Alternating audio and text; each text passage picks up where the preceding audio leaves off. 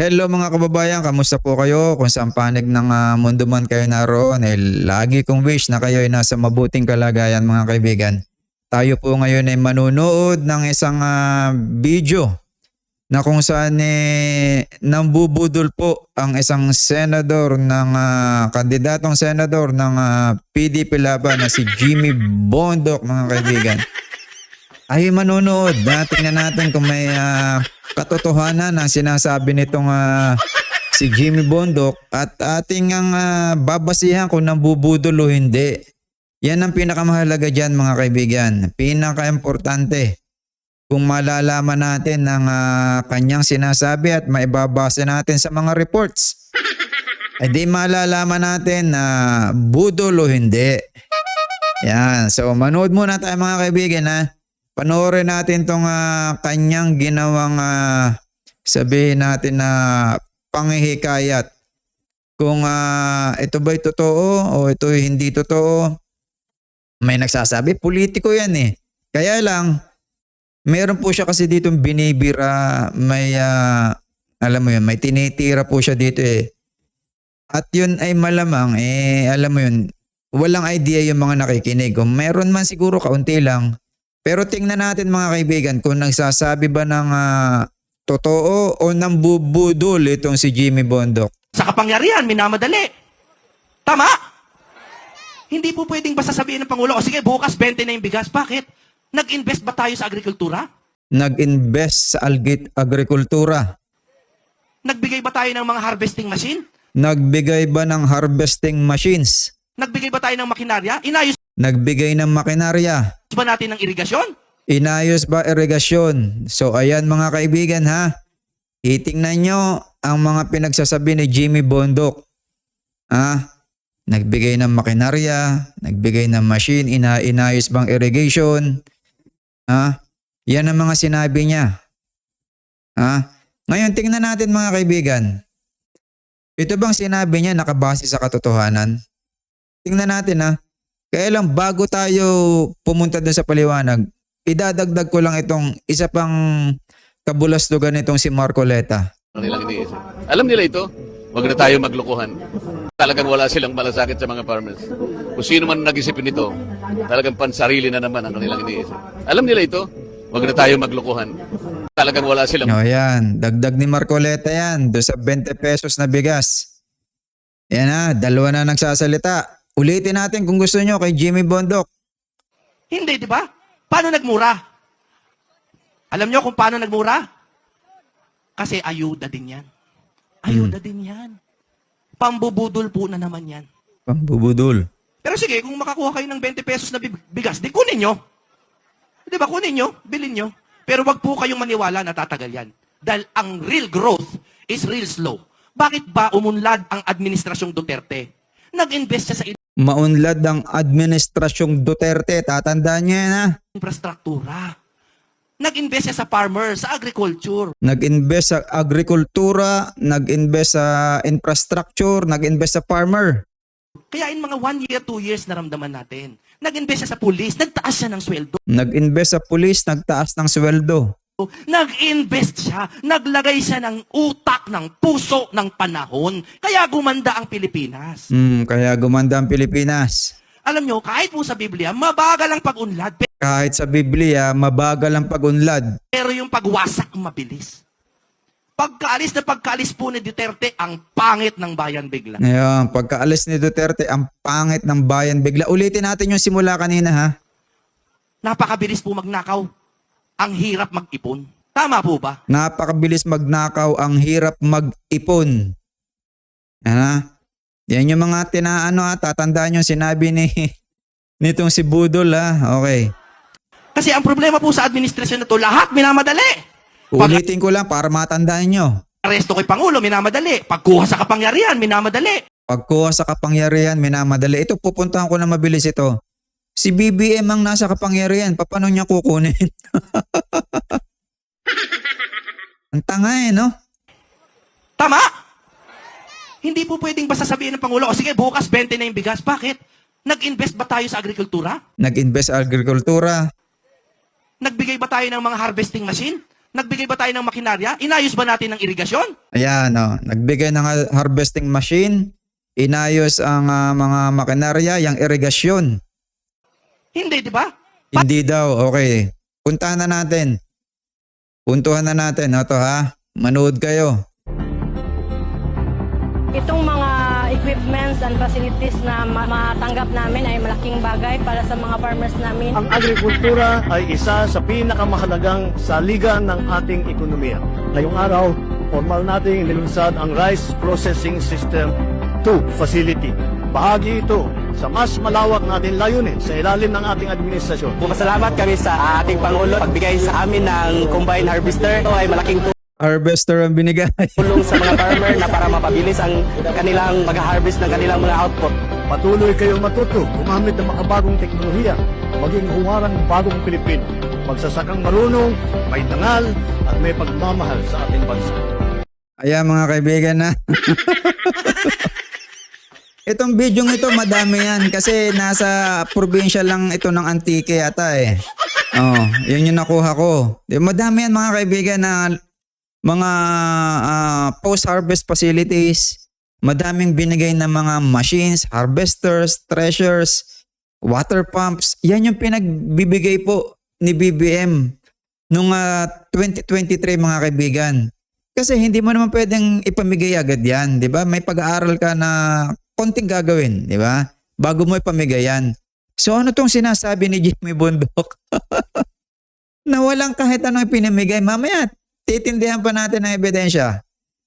Eto, tindihan natin ang ebidensya mga kaibigan para wala tayong daya. Ayan. Marcos.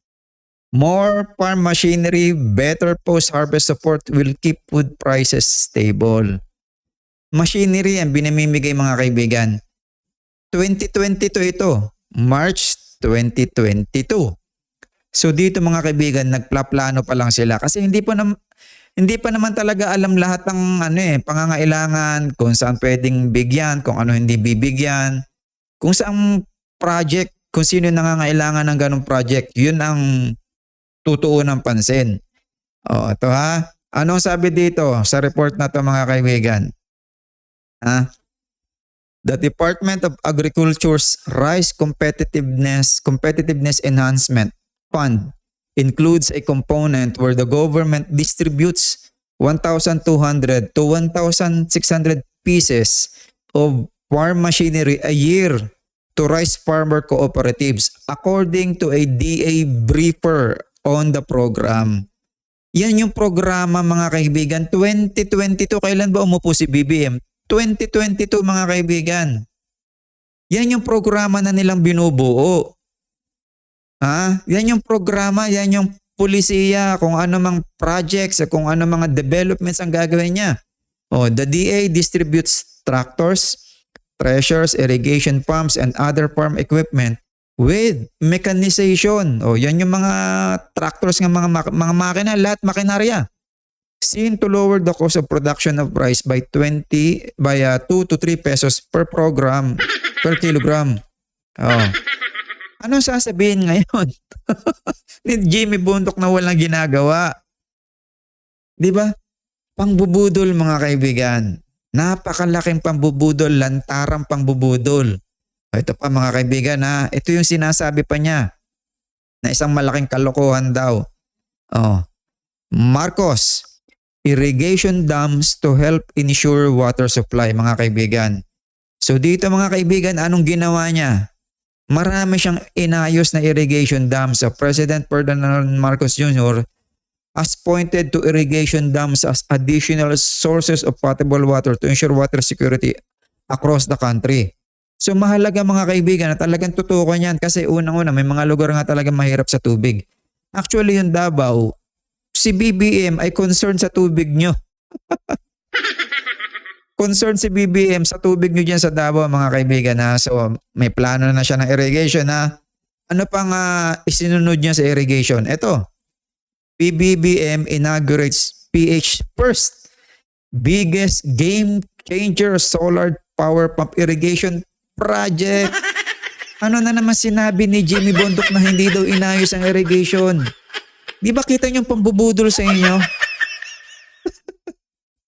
Matindi kayo mga DDS talaga. Hindi ko alam ang takbo ng kokote nyo talaga. Tingnan mo President Ferdinand R. Marcos inaugurated on Monday the Kabaruan Solar Powered Pump, one of the country's first and biggest solar powered pump irrigation project to address rising challenges of energy cost in diverting water supply to farmlands. The Kabaruan Power Pump, which is the biggest solar powered pump irrigation project in the Philippines, is expected to irrigate 350 hectares of rice field. Ang laki nun mga kaibigan. Sa Quirino Isabela to. Benefiting almost 337 palay farmers. Palay farmers. Paano hindi magmumura ang bigas? 2022, June, nag-start siya. Magano siya ng project. Di ba? Iisipin niya kung ano mahalagang project, kung anong pulisiya. Mga data, mahalagang data. 2023, most probably, namimili na siya dyan. Nag-procure na siya dyan ng mga gamit, machines, o kung anong mga kakailangan, traktora ng mga magsasaka. So, pinamimigay na yan. Pinamimigay na yan ang pasok ng 2024, mga kaibigan. Siyempre, mahirap biglain mga kaibigan yung ganyan ng walang pag-aaral. Tingin ko talaga pinag-aralan muna nila yan. Pinag-aralan muna nila yan, and then after ng 3 taon na isa sa katuparan na nakikita na yung result. Hindi mo pwedeng biglain ang result niya ng 2022 pagkaupo niya. Kasi wala naman siyang datos. Kaya pinag-aralang magaling si DS Secretary Chu Laurel. Marami talaga siyang binigay na na paraan. Marami siyang binigay na mga suggestions. Kaya ito ngayon yung nakikita natin. Kaya nagmurang bigas. Ano bang anihan ng bigas? Di ba? Taniman yan is yung rainy season na. Diba May to June. And then nagsusunod ulit yan ng tanim ng August, September. Kasi matubig na nga eh. Pero yung mga dry season, hirap yung mga yan. Kaya inayos yan, yung mga irrigation na yan, para makapagtanim agad ng palay ng June. And then papasok nga ng September ng 2024. Ngayon 2025, naka-adjust na yung mga farmers ng kanilang pagsasaka, nagkaroon ng magandang ani, kaya nabili ng gobyerno yung mga palay. Ganon kadami mga kaibigan. Kaya wag nyo iisiping negatibo yung mga pagbili ng paggawa ng 20 pesos na bigas kasi gobyerno na ang bumili sa magsasaka. Hindi na kailangan mayroon pang middleman na bibili doon sa magsasaka na babaratin sila. So most probably dyan, nagkaroon ng magandang deal ng magsasaka, gobyerno, naibenta na maayos yung palay na kanilang na-produce dinidistribute ngayon. Pinasubsidihan ng gobyerno. Kaya huwag niyong mamasamain. Di ba? Kasi yung magsasaka ang natutulungan dyan. Gobyerno na nga namimili kaysa yung middleman pa. Meron pang makikisalo. Middleman patutubuan ng middleman and then ibebenta ngayon sa mga rice suppliers, and then yung rice suppliers ibebenta naman ngayon sa mga rice resellers. Kaya mga kaibigan, 3 patong na, 4 na patong na. Kaya mahal na ang bigas. Minsan kayo, mag-iisip-isip kayo mga DDS, although mahina yung kokote nyo at ang katotohanan nga lang ay dapat nalabas sa bunganga ni Duterte. Pag minsan, mag-iisip din kayo, gagawa kayo ng sariling opinion mga kaibigan. Ito dagdagan natin yung balita. Marcos pushes solar powered irrigation program. Totoo yan. February 2024 ito. Yung kanina, June 2022. Natupad agad. 4 months, 5 months, natupad agad yung irrigation na solar powered. Paano ngayong sasabihin ito ni Jimmy Budol Bondok na walang ginagawa ang presidente? Ito, ini-inaugurate nga niya. Yan yung balita mga kaibigan. 65.7 million kabaruan solar powered. Yan yung nagastos. 350 hectares ang masasakop. Napakalaki nun mga kababayan. 237 farmers. Paano pa sasabihin ninyo na hindi nagbibigay si BBM ng mga tractors? Ito nga Nakasan ba yan? Ayan. Si BBM, bagong-bago yung traktora mga kaibigan. Yan ang nag-ooperate. O, tiyan naman nakalagay dito ha. President Marcos operates a rice harvester. Nagawa ba? Ni Duterte yan? Hindi. Hindi nga lumapit si Duterte sa mga magsasaka eh. Wala nga magsasaka lumapit kay Duterte.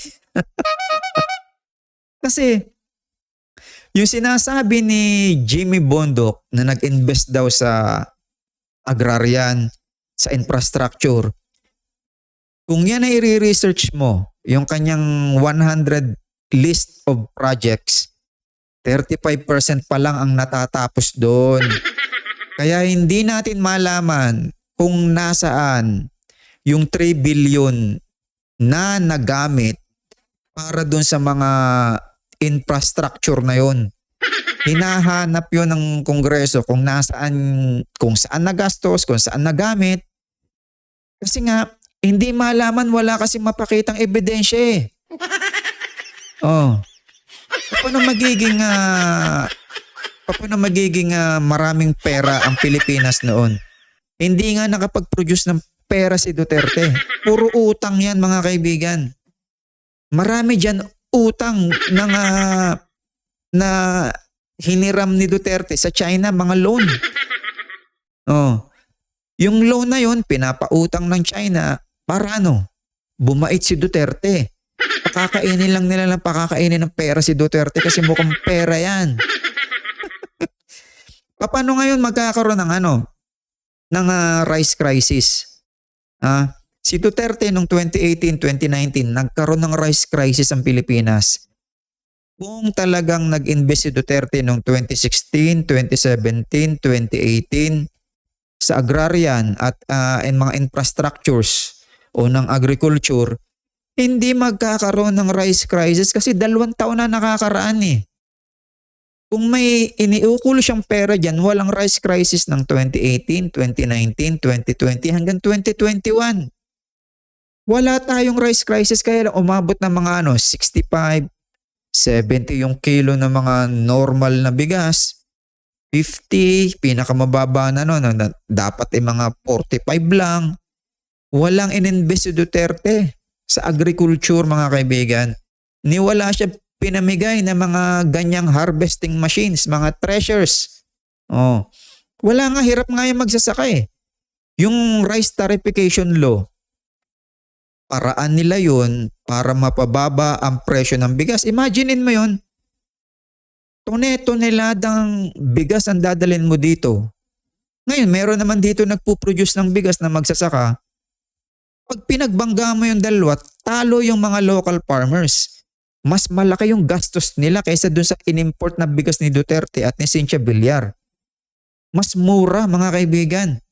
Paano ngayon ang gagawin ng mga farmers? Bumili ng mga abono, nagamit ng gasolina sa mga irrigation, mga water pump nila, yung bayad sa tao. Paano pang kikitain nila after ng 3 months mga kaibigan? Wala. Oh. Yung rice tarification na yung tariffs daw ibibigay sa magsasaka, wala namang natatanggap yung magsasaka. Napakalabo mga kaibigan, kaya anong sasabihin nitong si Jimmy Bondoc na maunlad ang Pilipinas ng panahon ni Duterte? 7.2 trillion yung inutang na iniwan ni Duterte. Saka yung sasabihin pa, yung pulis daw ay tumaas ang sweldo. Tanga talaga itong Jimmy Bondoc na to. Sino yung nagpataas ng sweldo ng pulis? Hindi si Duterte, si Pinoy ang si Pinoy ang promotor nun. Ito. By the President of the Philippines, Executive Order 201. Ano yan? 201 na yan. Modifying the salary schedule for civilian government personnel and authorizing the grant of additional benefits for both civilian and military and uniform personnel. Sino ang may sumulat niyan? Sino pumirmado yan? Now therefore, I Benigno Aquino III. Kailan niya sinulat? Fiscal year 2016, mga kaibigan. Si Pinoy ang nagpataas na sweldo ng mga pulis, hindi si Duterte. Utu-utu kayo. Napakalaking utu-utu nyo. Kita nyo? Hindi kasi kayo nagawa ng sarili nyong opinion.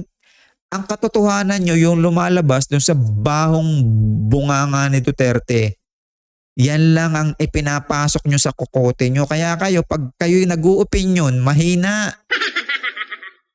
Mahina yung opinion nyo mga DDS. Hindi kayo mananalo sa amin. Oh. Yung sasabihin pa ni Jimmy Bondoc na pinurakot daw. Anong kukurakutin? Kung makikita mo yung mga video ni Duterte noong 2021, 2022, bago siya umalis, sabi niya, wala namang kapera-pera ang Pilipinas. Kaya inallowed ko yung pogo at yung isabong. Ang binibigay daw naman ng isabong, 600 million a month sa gobyerno. Yung pogo, 2 billion. Yun yung inallowed niya mga kaibigan kasi hindi naman talaga siya nagpuproduce ng pera. Na tulad nung kay Pinoy na may surplus na pera, sobrang pera na 1 trillion na inubos din niya kung saan. Di ba? Kaya malaking kalokohan, malaking pambubutol itong ginagawa sa inyo ni Jimmy Bondoc. Pambubutol ang ginagawa niya, alaki boloy. Oh. Di ba? Napatunayan natin na nagbigay. Napakadaming video niyan, Antique, sa Bacolod, marami yan dito sa Central Luzon na namigay ng mga machineries.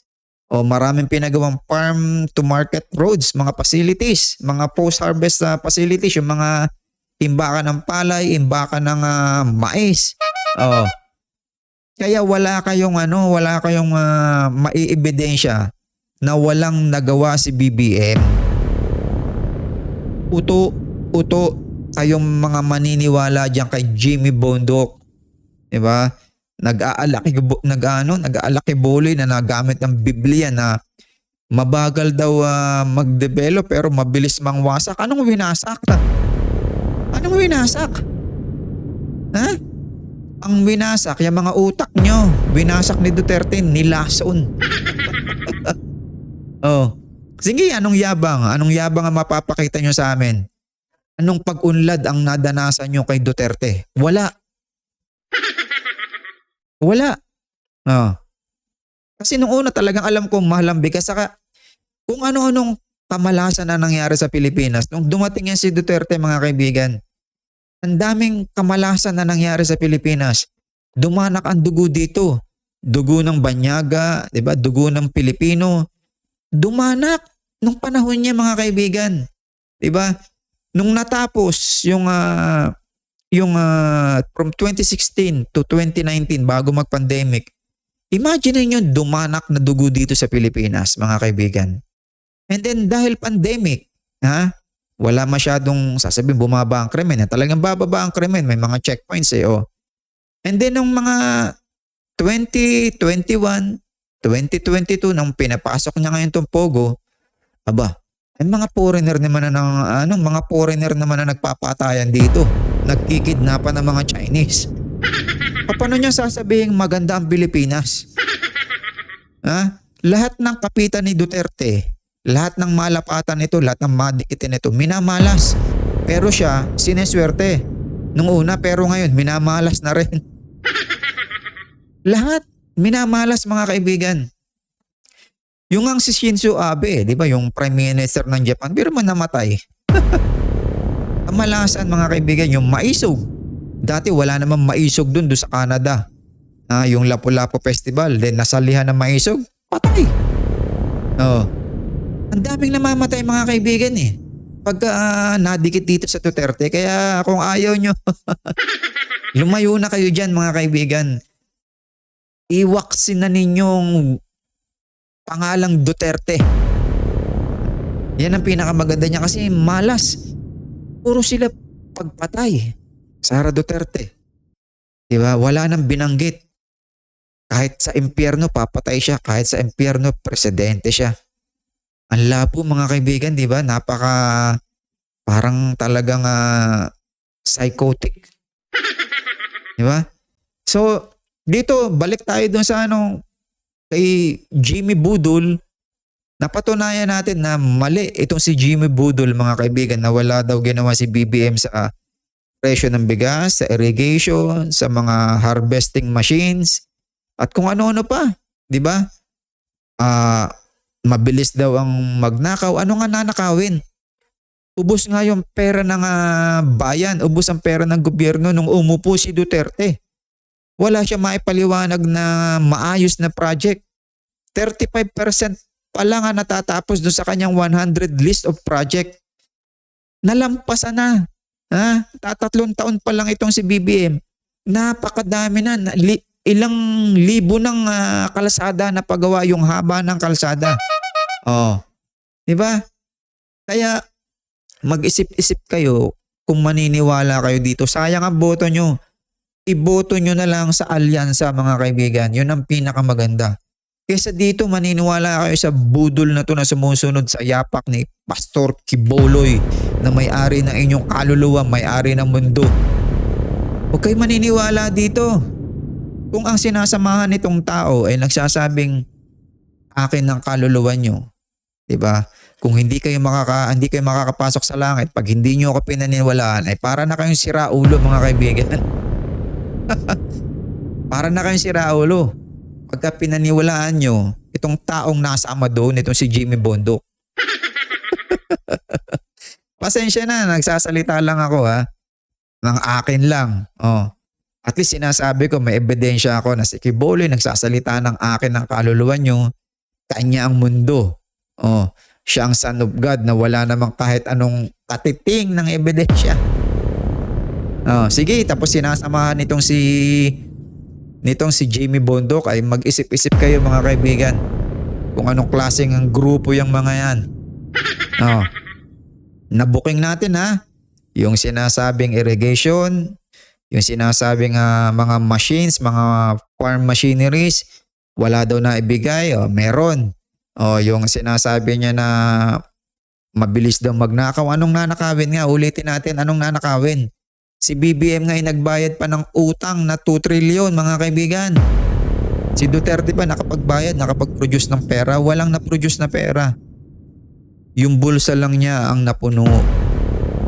Sara Duterte napuno din ang bulsa niya.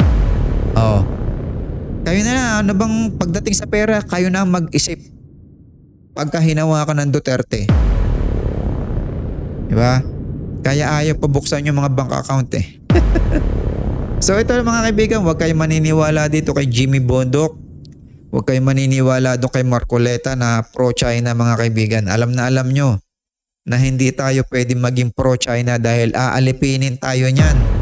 Yung mga Chinese, yung Chinese government na yan, malakulto rin kasi yung ugali niyan. Aalipinin niya ng tao.